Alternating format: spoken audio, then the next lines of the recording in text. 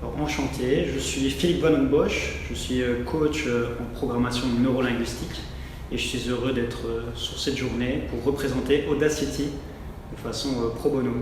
Nous sommes ici à l'Athénée Cromlin, à Woluwe-Saint-Pierre, et donc nous organisons une journée de facilitation pour les professeurs suite à la crise Covid.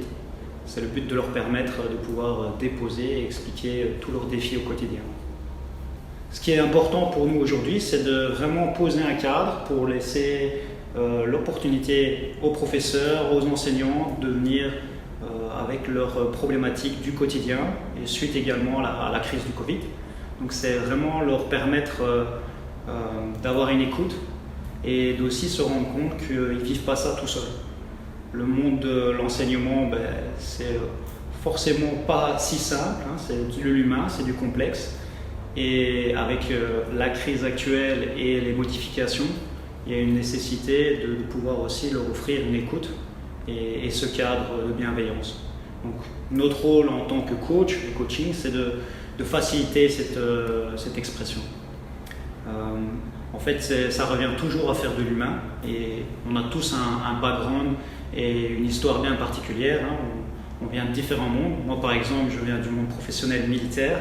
Alors, on peut se dire, tiens, c'est à l'opposé, c'est dans d'autres domaines, etc. Et puis finalement, pas tellement.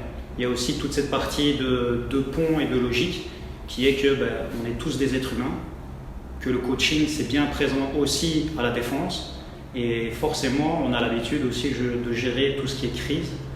Donc le pont, il est là. C'est de faire de l'humain au service de l'humain, c'est de l'engagement pour servir des valeurs et pour s'entraider.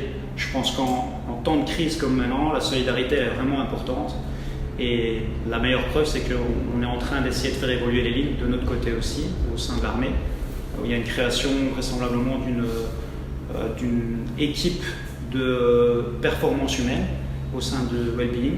Et donc, tout ça, c'est pas nouveau, c'est des choses qu'on fait. Et nous, en tant que ici militaires volontaires, hein, on n'est pas en train de représenter la défense, loin de là, c'est vraiment un élan du cœur, c'est de dire, ok, on sait se mettre au service de l'humain sur des théâtres d'opération, on vient le faire aussi au plus proche de chez nous, dans les écoles de notre quartier, de notre ville, et on essaie de les appuyer au mieux avec notre background.